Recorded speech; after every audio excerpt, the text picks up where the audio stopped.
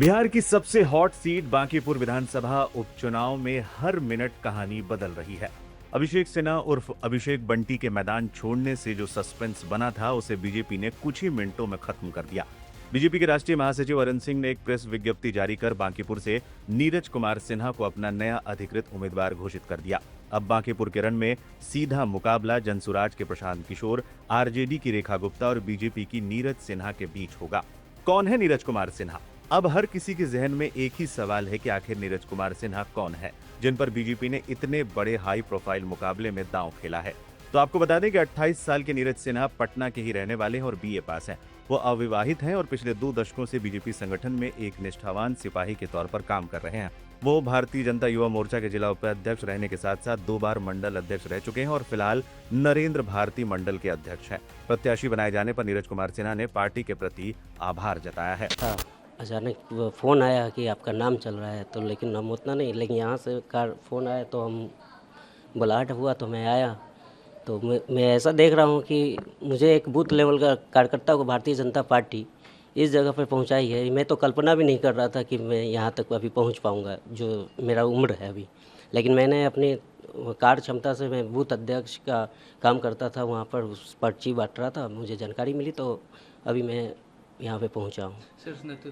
शीर्ष नेतृत्व का मेरा बहुत बहुत आभार है। उन्होंने मुझे इस लायक समझा कि एक छोटा सा आम कार्यकर्ता को इस जगह पर चुनाव दिया है, टिकट दिया है। इसके लिए मैं शीर्ष नेतृत्व का बहुत बहुत आभार करता हूँ। हमारे प्रदेश अध्यक्ष जी का इसके लिए बहुत आभार है मन से।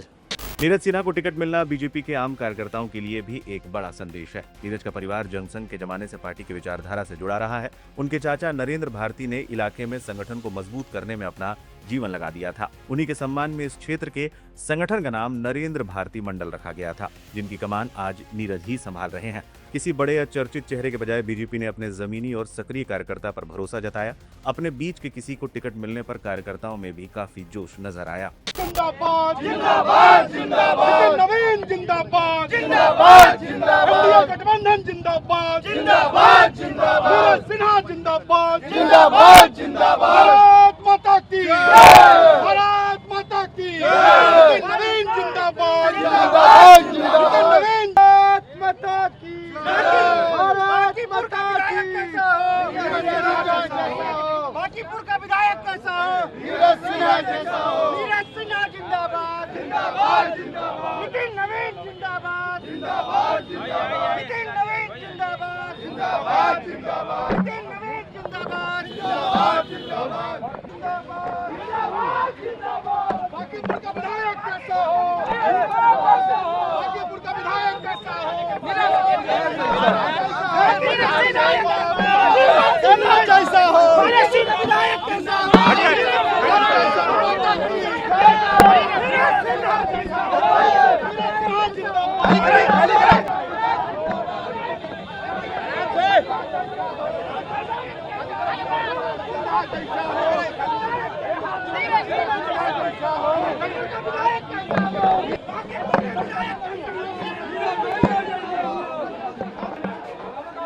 भैया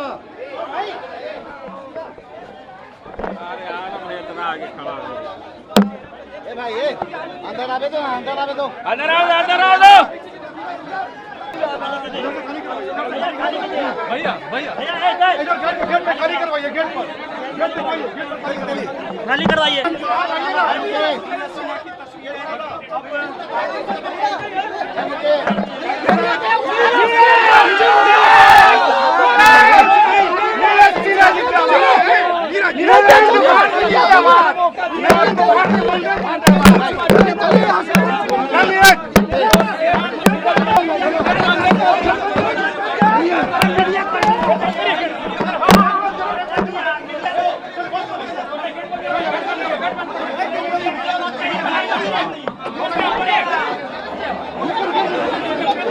इससे पहले गुरुवार को जब अभिषेक बंटी ने नामांकन किया था तो मुख्यमंत्री सम्राट चौधरी और जेडीयू के संजय झा समेत एनडीए के तमाम दिग्गजों ने उनके लिए वोट मांगे थे।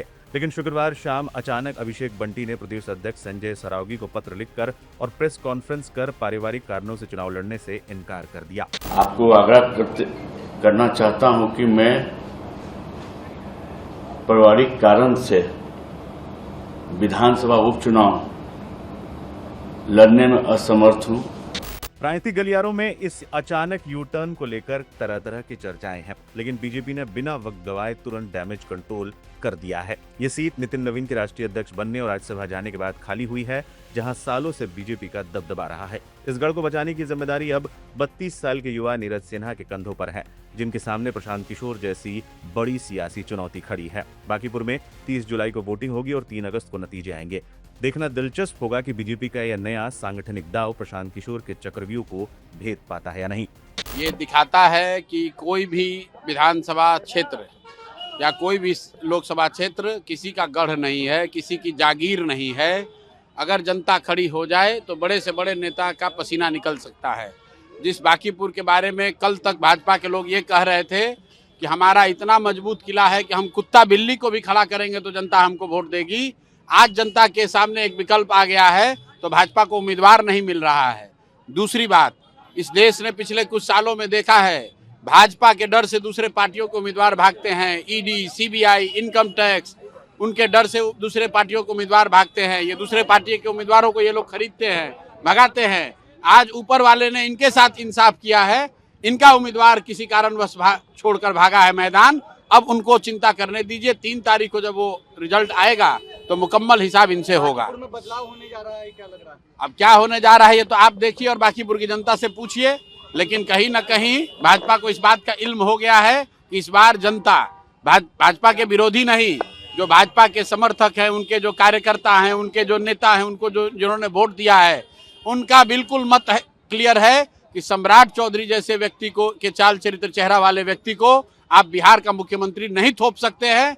आपको जिस समाज का भी मुख्यमंत्री बनाना है बनाइए, कुशवाहा समाज का मुख्यमंत्री बनाइए, कोई दिक्कत नहीं है, लेकिन किसी अच्छे व्यक्ति को बनाइए, चरित्रवान व्यक्ति को बनाइए, पढ़े लिखे व्यक्ति को बनाइए, ताकि बिहार का तरक्की हो।